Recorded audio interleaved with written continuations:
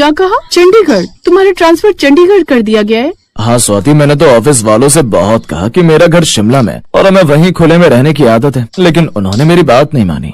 तुम्हारी बात तो वैसे भी कोई नहीं सुनता। कब से कह रही थी अपनी माँ को पटा लो, कुछ दिन मुझे मेरे मायके जाने दो। आजकल वहाँ पर ताज़ा ताज़ा सब्जियाँ लगी हैं, खा भी आऊंगी और ले भी आऊंगी। कम से कम कुछ दिनों की सब्जी के पैसे तो बच जाएंगे। हाँ, अब सब्जी के लिए मैं तुम्हें 100 किलोमीटर दूर भेजूं, अगले की दुश्मन, उतना तो किराया लग जाएगा। और अब तो वैसे भी तुम चंडीगढ़ शहर में रहने जाने वाली हो, तो मैडम वहाँ पर तो मंडी से ही सब्जियाँ मिलती हैं, और वो भी ताजी नहीं बल्कि बासी। इसलिए अब उसी की आदत डाल लो और हाँ, अपना और मेरा सामान पैक कर लो। मेरा एक दोस्त है वहाँ, उसे मैंने बोल दिया कि हमारे लिए कोई रहने के लिए किराए पर घर देख लेगा। आग लगी तुम्हारे मैनेजर को जिससे तुम्हारा ट्रांसफर वहाँ कर दिया। बताओ भला, अच्छा भला अपने मकान में रहते थे, लेकिन अब किराए पर जाकर रहना पड़ेगा। जहाँ एक तरफ स्वाति और अनूप चंडीगढ़ जाने की बातें कर रहे थे, वहीं दूसरी तरफ चंडीगढ़ में रहने वाली आशा देवी अपने बगीचे में खड़े होकर अपने पेड़ पौधों से बातें कर रही थी। अरे अरे, तू क्यों मुरझाया हुआ सा है? अच्छा, समझ गई, तुझे प्यास लगी है, मैं अभी तुझे पानी देती हूँ। आशा देवी जैसे ही पीछे मुड़ी तो अपने बगीचे में लगे लाल लाल टमाटर को देख बड़ी खुश हुई। वाह वाह मेरे लालू, तू तो बड़ा खुश लग रहा है, ऐसे खुश रहकर। आशा देवी अपने बगीचे में लगी सब्जियों से बातें कर ही रही थी कि तभी विवेक नाम का एक लड़का उनके हाथ आए। नमस्ते आंटी, कैसी हो? अरे विवेक बेटा, मैं ठीक हूँ, तू बता तू कैसा है? मैं भी मजे में हूँ आंटी। अच्छा आंटी जी, वो आपसे एक काम था। हाँ बोलना। वो मेरा एक दोस्त है, उसका ट्रांसफर चंडीगढ़ हो गया और उसकी पत्नी किराए पर कमरा ढूंढ रहे हैं, तो क्या आपके यहाँ कमरा खाली है? हाँ, ऊपर वाला कमरा खाली है ना। पहले जो किराएदार थे ना, बड़ी चिक चिक करते थे, इसलिए मैंने उन्हें भगा दिया। मैं पहले कह देती हूँ, मुझे किराएदार नेक दिल चाहिए। आप चिंता मत कीजिए आंटी जी, पहाड़ी लोग हैं, कोई गड़बड़ी नहीं होगी। ठीक है, तो ले आओ उन्हें। अगले दिन विवेक उन दोनों को आशा के घर ले आते हैं। देख लो बेटा, ये मेरा घर है। नीचे वाले फ्लोर पर मैं रहती हूँ और ऊपर वाला फ्लोर किराए के लिए है। किराया पूरे 7,000 होगा, बोलो मंजूर है? अरे बाप रे, 7,000? आंटी जी, 7,000 में तो हमारे शिमला में 3 परिवार किराए पर रह लेते हैं। वो शिमला है बेटी, और ये चंडीगढ़ शहर। हाँ तो शहर है तो क्या आंटी जी, इतने पैसे किराए में ही दे देंगे तो हम खाएंगे क्या? अरे स्वाति, तुम कैसी बातें कर रही हो?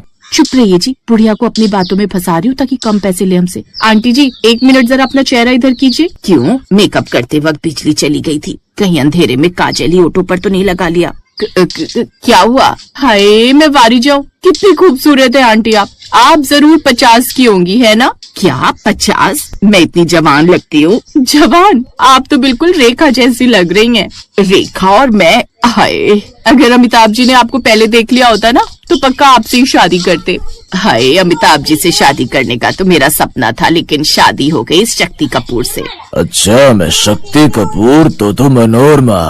अरे बस कर, मेरी माँ और कितना फेंकेगी, दोनों के बीच आते झगड़ा करवा दिया। अरे तुम आगे आगे देखते जाओ, होता है क्या? तुम्हारी मेहनत की कमाई मैं ऐसी थोड़ी ना वेस्ट जाने दूंगी। अरे बस आंटी जी अंकल जी, आप दोनों ही एकदम परफेक्ट जोड़ी हैं, बिल्कुल धर्मेंद्र और हेमा मालिनी जैसे। दोनों के दोनों अपनी तारीफ सुनकर खुश हो जाते हैं। जाओ अब तुम लोग अपना सामान ऊपर वाले कमरे में रख दो और किराया चलो 5,000 ही दे देना।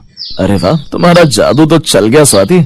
स्वाति अनूप को देखकर मुस्कुराई और सामान लेकर ऊपर चली गई। दरअसल स्वाति बड़ी ही कंजूस थी, वो अच्छे से जानती थी कैसे करके पैसे बचाए जाए। अब वो दोनों आशा देवी के मकान में किराए पर रहने लगते हैं। अगले दिन स्वाति अनूप के साथ बाजार जाती है। क्या कहा? 40 रुपए किलो बैगन? हे भगवान, अच्छी लूट मचा रखी है इन्होंने। इतनी महंगी सब्जी इंसान खाए क्या और बचाए क्या? ऐसा करो, आप आधा किलो कर दो। अब वो आधा किलो बैंगन लेकर घर आ जाती है और शाम को उसकी सब्जी बनाती है। ना जाने इस सब्जी में वो स्वाद ही नहीं है। तभी आशा देवी उसके यहाँ आती है। स्वाति, ये लो, थोड़ी लहसुन की चटनी बनाई थी, अब हम बूढ़े बुढ़िया कितनी ही खाएंगे, सोचा थोड़ा तुम लोगों को भी दे आऊं। लहसुन की चटनी?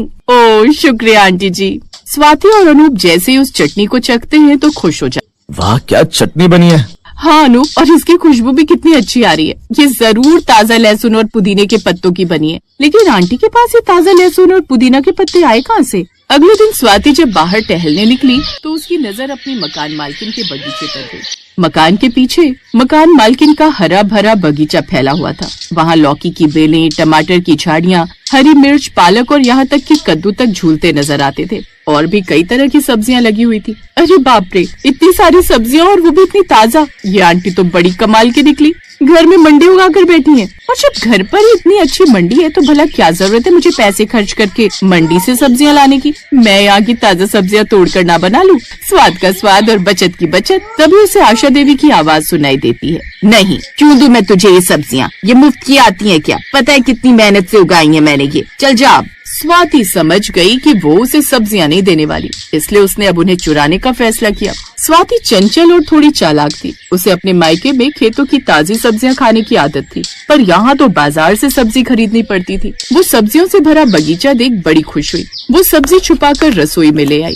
अरे तूने सच में तोड़ ली? अगर मकान मालकिन को पता चला तो घर से निकाल देंगी। अरे छोड़ो, ये तो उनका बगीचा है, लेकिन ऊपर वाले ने धरती सबके लिए बनाई है। स्वाति ने बड़े प्यार से टमाटर की चटनी और घी के कोफ्ते बनाए और आशा देवी को भी दे आई। आशा देवी ने जैसे ही उसके हाथ की बनी चटनी और घी की सब्जी खाई तो बड़ी खुश हुई। वाह, खाना तो ये बड़ा अच्छा बनाती है। आशा, बड़े सालों बाद इतनी अच्छी सब्जी खा रहा हूँ। मतलब मैं अच्छी सब्जी नहीं बनाती? तुम्हारे बने हुए कोफ्ते में तो समझ ही नहीं आता कि पानी में कोफ्ते डाले हैं या कोफ्ते में पानी। चुप रही और चुपचाप सब्जी खाइए। अब स्वाति रोज रोज थोड़ी थोड़ी सब्जी तोड़ लाती, कभी पालक की गड्डी, कभी भिंडी, कभी बैंगन, और आशा देवी को भी देकर आती। आंटी जी, अब आप दो लोग क्या ही खुद के लिए बनाएंगे? मैं बाजार से ज्यादा सब्जी ले आई थी तो सोचा थोड़ी आपको भी दे दूंगी। अरे तू कितनी अच्छी है स्वाति, वैसे इसकी कोई जरूरत नहीं थी, पर तू खाना इतना अच्छा बनाती है कि मैं तुझे मना भी नहीं कर सकती।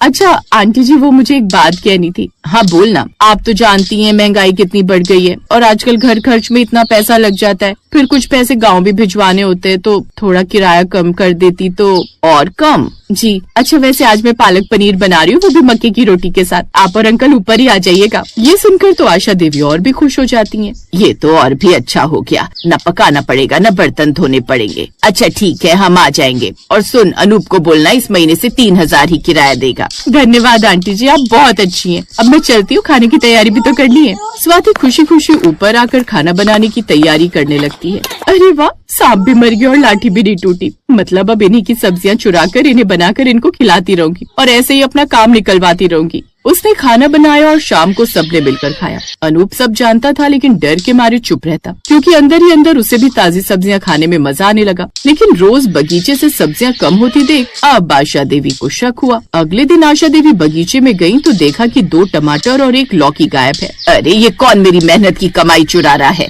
दिन रात खाद पानी डालूं मैं और कोई ऐसे ही तोड़ ले जाए। उन्होंने जाल बिछाया। उन्होंने रात को बगीचे में हल्का सा आटा छिड़क दिया ताकि पैरों के निशान दिख सके और उस चोर का पता लग सके। अगली सुबह उन्होंने देखा तो पैरों के निशान सीधे स्वाति के दरवाजे तक जा रहे थे। स्वाति की बच्ची, जल्दी नीचे आ, तू ही है ना मेरी सब्जी की चोरनी? जी वो मैं तो बस थोड़ी सी लेती थी।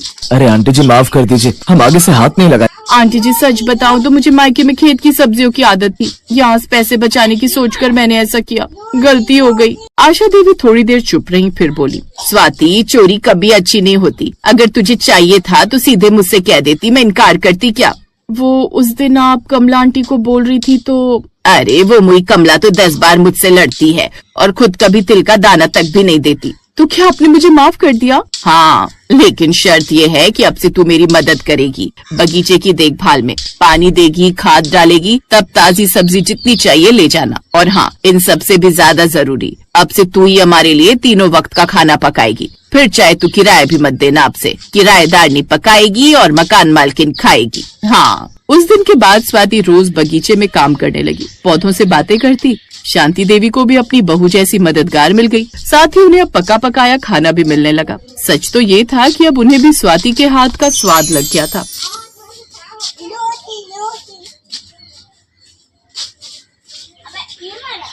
रोशनी बहू, जरा 2 कप चाय तो बना देना और साथ में बिस्कुट भी ले आना। खाली पेट चाय पीना सेहत के लिए नुकसानदायक होता है ना। जी माँ जी, बस अभी लाई। ये कहकर शकुंतला देवी की बड़ी बहू रोशनी चाय बनाने किचन में चली जाती है और गैस पर चाय चढ़ाने रख देती है, जिसमें वो इलायची, अदरक, सौंफ डालकर बढ़िया सी चाय बनाकर तैयार कर लेती है। फिर ट्रे में रखकर चाय कप में डालती है, जिससे थोड़ी सी चाय ट्रे में भी गिर जाती है, और वो उसी ट्रे में बिस्किट भी रख देती है, जिससे सभी बिस्किट गीले हो जाते हैं। ओफो बहू, ये क्या है? अब ये बिस्किट कैसे खाऊंगी? सारे तो तूने इसमें मिक्स कर दिए। माँ जी क्या फर्क पड़ता है, वैसे भी आपने चाय में डुबो कर खाने ही थे। आप तो शुक्र मनाओ कि आपकी आधी मेहनत कम हो गई। ये अपने आप ही इसके साथ मिक्स हो गए हैं। ये बहू भी ना जाने कब सुधरेगी, कब बंद होगी इसकी बेकार की ये हरकतें। रोशनी शकुंतला देवी की बड़ी बहू थी, जो कि खाना पीना तो बड़ा अच्छा बनाती थी, लेकिन उसे परोसने का सलीका उसमें बिल्कुल भी नहीं था। ऐसे ही एक दिन रोशनी का देवर गगन काम से घर लौटता है। भाभी जल्दी से खाना लगा दो ना, बड़े जोरों की भूख लगी है। बस 5 मिनट देवर जी, आप फ्रेश हो जाइए, मैं तब तक खाना परोस देती हूँ। लो, आपके भैया भी आ गए, आप दोनों जल्दी से फ्रेश होकर डाइनिंग टेबल पर आ जाइए। कुछ देर बाद सभी डाइनिंग टेबल पर आ जाते हैं और रोशनी उनके सामने खाना परोसती है। ऐसा खाना जिसे देखते ही उन सबका मुंह टेढ़ा हो जाता है। सबसे पहले तरी वाली सब्जी परोसी हुई थी, वो भी थाली के बीचों बीच, और फिर रोटी को सब्जी के ऊपर रखा हुआ था। फिर उसके ऊपर अचार और सलाद। तरी वाली सब्जी में रोटी बुरी तरह भीग चुकी थी। ये देखकर सास बोली, बहू ये कैसा गोबर जैसा खाना परोसा है, इसे देखते ही आधी भूख तो ऐसे ही मर गई। माँ जी, अब आपने ऐसे भी तो रोटी को सब्जी और अचार के साथ ही खाना था, तो ऐसे ही खाओ या वैसे, क्या ही फर्क पड़ता है, आखिरकार पेट में जाकर तो सब मिक्स हो ही जाना है। बहू तू खाना तो अच्छा बनाती है, लेकिन परोसते वक्त ना उसका गुड़ गोबर कर देती है। और क्या बहू, खाने को जितने सलीके से सजाया जाए उस खाने में उतना ही मजा आता है। माँ जी, मुझे तो ऐसे ही परोसना आता है, अब खा लीजिए, नहीं तो ऐसा ना हो रोटी ये सारी तरी सोख ले, फिर आपको सब्जी भी ना मिले। सास की बातों का भी रोशनी पर कोई असर नहीं होता। ऐसे ही समय बीतता है और एक रोज रोशनी के देवर के लिए अलीशा का रिश्ता आता है। फिर संडे वाले दिन वो सभी अलीशा के घर जाते हैं, जहाँ ढेर सारे पकवान उनके सामने बड़े ही सुंदर तरीके से परोसे गए होते हैं। वाह, इसे कहते हैं डेकोरेशन। देख तो सब चीज कितने अच्छे से सजाई है। देखते ही मुंह में पानी आ गया। तभी लड़की की माँ लता बोलती है, बहन जी ये सब मेरी बेटी ने अपने हाथों से लगाया है। जब सजा ही इसने इतने अच्छे तरीके से रखा है तो बना तो और भी अच्छा लेती होगी। वाह बहन जी, बड़ी गुणवान है आपकी बेटी। अब अलीशा भी सबको पसंद आ जाती है और फिर कुछ दिन बाद गगन और अलीशा की शादी हो जाती है। फिर शादी के अगले दिन, छोटी बहू आज तेरी पहली रसोई है, तो जो भी तुझे बढ़िया सा बनाना आता है वो तू बना कर ले आ, और बड़ी बहू तू तब तक घर समेट ले, शादी में सारा घर फैला पड़ा हुआ है। जी माँ जी। अब जेठानी घर की सफाई में लग जाती है और छोटी बहू अलीशा घर का खाना बनाने में। अलीशा रसोई में जाती है और खाना बनाने लगती है। 15 से 20 मिनट में उसका खाना बनकर तैयार हो जाता है, लेकिन उस खाने की डेकोरेशन में उसे पूरे 2 घंटे लग जाते हैं। वाह वाह, इसे बोलते हैं खाने की प्लेट। कितनी खूबसूरती से खाना परोसा गया है कि देखते ही दिल करता है सारी प्लेट चट कर जाऊं। कितना सुंदर डेकोरेट किया है। अब कम से कम हमें वो गोबर की तरह दिखने वाला खाना तो नहीं खाना पड़ेगा। देख बड़ी बहू, ऐसे करते हैं खाना सर, सीख कुछ अपनी देवरानी से। हमारे तो भाग खुल गए जो ऐसी बहू अपने यहाँ आई। ये सुनकर जेठानी का मुंह बन जाता है, लेकिन जैसे ही वो सब उसके हाथ का बना खाना मुंह में डालते हैं तो उनकी सारी उम्मीदों पर पानी फिर जाता है। क्या हुआ माँ जी, आपका मुंह क्यों उतर गया? तभी ननद धीरे से बोलती है, छी माँ, ये क्या है इतना कच्चा पक्का खाना? अरे बेटी, वो आज नई बहू पहली बार इस घर में खाना बना रही है ना, तो थोड़ा नर्वस हो गई होगी। ऐसा हो जाता है कभी कभार नई दुल्हनों के साथ। आज बिना कुछ कहे खा लो, नहीं तो उसे बुरा लग जाएगा। तुझे पता है, मैंने तो घबराहट के मारे अपनी पहली रसोई में अपनी सास को जले हुए पराठे बनाकर खिला दिए थे। अब सभी नाक सिकोड़ते हुए वो अधकच्चा पक्का खाना खा लेते हैं। लेकिन अगले दिन भी जब अलीशा खाना बनाकर लाती है तो वो सर्व तो बड़े ही सुंदर तरीके से करती, लेकिन उसका बना हुआ खाना कच्चा ही रह जाता, जबकि वो खाना बनाने में सबको 2 घंटे लग जाते और अब सबको मन मार कर वो खाना खाना पड़ता है। शकुंतला जी, आप तो कह रही थी नई बहू के खाने में 19-20 का फर्क हो जाता है, लेकिन ये तो 19-20 नहीं बल्कि 5-20 का फर्क निकला। कोई स्वाद ही नहीं है इसमें तो। अरे नहीं है, कुछ दिन में सीख जाएगी। अब रोज बनाएगी तभी तो सीखेगी। अब अगले दिन से खाना अलीशा ही बनाने लगती है। छोटी बहू, आज तू खाने में कटहल की सब्जी और रोटी बना ले। जी माँ जी। अलीशा खाना बनाने के लिए रसोई में चली गई। ये अलीशा खाना बनाने में 2 घंटे लगा देती है, लेकिन फिर भी इसका खाना कच्चा ही रहता है। आखिर ऐसा क्या करती है 2-2 घंटे तक कि फिर भी खाने में कोई स्वाद नहीं होता? आज चल कर देखती हूँ। सास रसोई में जाती है, जहाँ अलीशा ने झट से मसाला बनाया और उसे पूरी तरह भुने बिना ही कच्चे मसाले में कटहल डालकर उसमें मिर्च डाल दिए।